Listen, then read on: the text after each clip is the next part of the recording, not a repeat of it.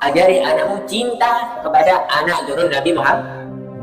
Orang itu cinta sama anak turunnya Nabi Muhammad bukan dituntut dari keluarganya Nabi Muhammad. Saya cucunya Nabi Muhammad, kamu wajib cinta sama aku. Bukan saya yang, tapi Al-Quran. Bukan saya yang, tapi Al-Quran. Ada Habib mabuk, ojo dibenci, ojo dibeloi. Kalau sampai tahu ada Habib mabuk, ojo dikasih duit, jangan beras. Takut uangnya dibagi mah, kasih beras. Kalau tidak baik, jangan dibenci. Ini Nabi Muhammad, ini balik, ini Rasulullah. Cinta orang itu.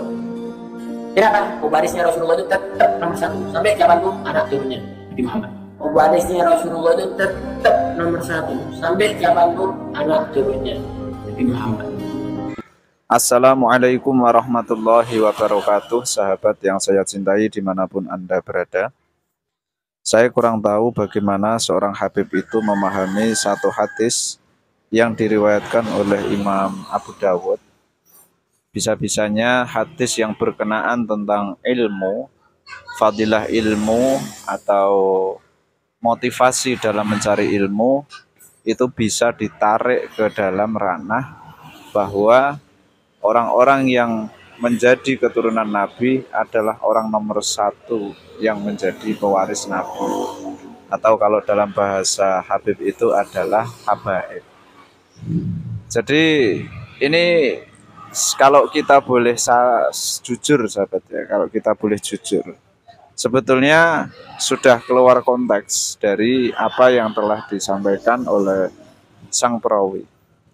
Karena faktanya adalah di dalam Sunan Abu Dawud, hadis ini itu diletakkan di dalam bab Kitabul Ilmi. Jadi ini persoalan mengenai ilmu. Kemudian dibuat satu fasal yaitu mengenai faslun fi fadlil ilmi. Di nuskhah lain ada yang menyebut faslun fi fil hissi ala talabil ilmi. Ini tentu konteksnya sangat jauh. Tiba-tiba ditarik ke dalam ranah mengenai habaib adalah orang yang nomor satu sebagai pewaris baginda Nabi. Jadi kita-kita ini yang bukan habaib, ya entah nomor berapa kurang tahu sahabat.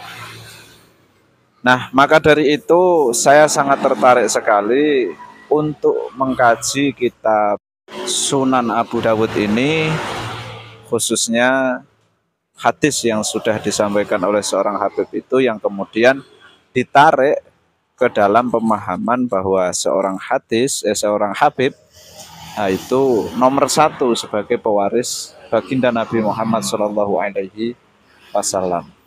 Lebih-lebih beliau juga mengaitkan ya dengan menghormati habaib dan mentaatimi habaib. Nah ini ya merepotkan juga ketika ditarik ke ranah-ranah itu. Bahkan sahabat, hadis ini yang berkenaan tentang ulama warasatul anbiya itu juga disampaikan di dalam kitab Sahih Bukhari, akan tetapi ditaruh di awal-awal bab. Ya sama di dalam persoalan tentang ilmu. Kalau kita merujuk ke dalam hadis kitab Sunan Abu Dawud, ini kitab Sunan Abu Dawud, sahabat bisa buka sendiri, diperhatikan halamannya. Ini saya tunjukkan. Hadis panjangnya itu memang tidak ada sedikit pun sahabat berkenaan tentang menghormati habaib atau bahkan habaib adalah nomor satu yang menjadi pewaris ilmu. Karena nanti kalau kita baca dengan sungguh-sungguh hadis ini maka semuanya berkesempatan sama ya, kesempatannya sama, mau kalian itu dari klan apa, keturunan siapa, orang dari mana, sama, semuanya sama mendapatkan posisi sebagai pewaris Nabi. Yaitu dengan apa? Ya dengan mencari ilmu. Bismillahirrahmanirrahim. Ini hadisnya agak panjang sahabat. Sahabat bisa baca sendiri ya sanad hadisnya. Ini langsung saja ke matan hadis yang disampaikan oleh baginda Nabi Muhammad SAW, riwayat Imam Abu Dawud. Di sini diawali man salaka thariqan yatlubu fihi ilman salakallahu bihi thariqan min turuqil jannati. Nabi Muhammad Shallallahu Alaihi Wasallam bersabda, barang siapa yang menempuh jalan untuk mencari ilmu, maka Allah akan memudahkan baginya di antara jalan menuju surga. Wa innal malaikata latadau ajnihataha ridon li talibil ilmi. Kemudian sesungguhnya malaikat meletakkan sayapnya sebagai tanda ridho pada penuntut ilmu, orang yang mencari ilmu. Wa innal alima la yastaghfiru lahu man fis samawati wa man fil ardi wal haitanu fi jawfil ma'i. Kemudian sesungguhnya orang yang berilmu dimintai ampun oleh setiap penduduk langit dan bumi, sampai pun ikan yang berada di dalam air. Subhanallah, Masya Allah, ini luar biasa sahabat. Sebagai orang yang mencari ilmu, ini bicara orang yang mencari ilmu sahabat ya. Jadi siapa saja yang mencari ilmu, jadi tidak ada hubungannya sama sekali dengan apakah itu keturunan Nabi atau tidak. Tetapi umum di sini yang dibicarakan adalah talibil ilmi, orang yang mencari ilmu dari keturunan siapapun. Ini berkesempatan memperoleh keutamaan ini. Kemudian kita lanjutkan, wa inna fadlal alimi 'alal 'abidi ka fadlil qamari lailatal badri 'ala sairil kawakibi. Sesungguhnya keutamaan orang yang berilmu sebanding ahli ibadah.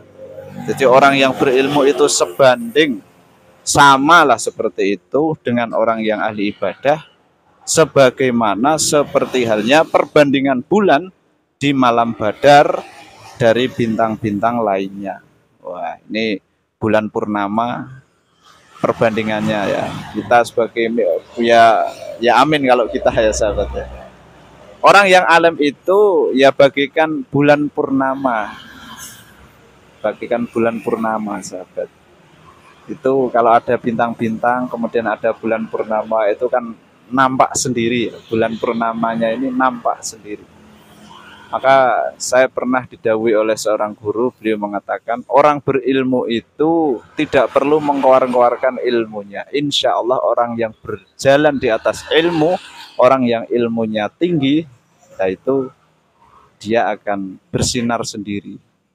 Dan orang akan mengakui dengan sendirinya. Jadi tidak perlu pengakuan. Karena ilmu itu, ya kalau ilmu itu banyak, ya pasti akan nampak. Seperti itu. Ya ibarat lampu lah kalau direndahkan sedikit. Ibarat lampu. Jadi lampu itu kalau bersinar, ya tidak usah kamu bilang terang. Otomatis orang akan sadar, oh itu terang. Seperti itu. Ya sama dengan ini.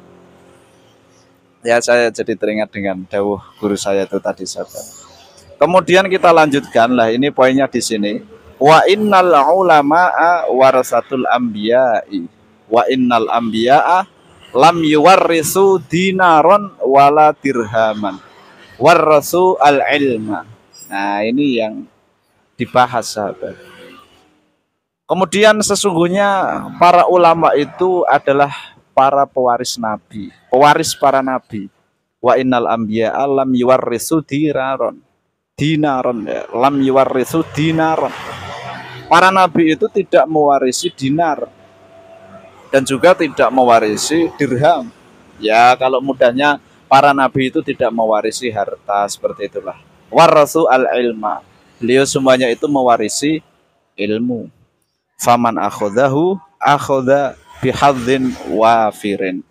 Dan barang siapa yang mewariskan ilmu, yang bisa mendapati kedudukan itu, seperti itu, maka sungguh ia telah mendapatkan keberuntungan yang besar. Subhanallah, Masya Allah.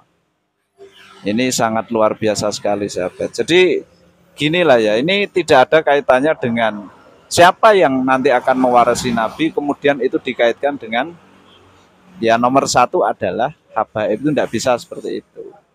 Karena semua orang, kalau kita baca konteks di dalam hadis ini, semua orang dari keturunan manapun, dari keturunan siapapun, itu semuanya berhak untuk menyandang pewaris para nabi. Yang terpenting dia memiliki ilmu yang mumpuni. Seperti itu sahabat, semoga kita semuanya senantiasa dimudahkan Allah Subhanahu wa taala dalam menuntut ilmu. Amin Allahumma amin. Ihdinas siratal mustaqim.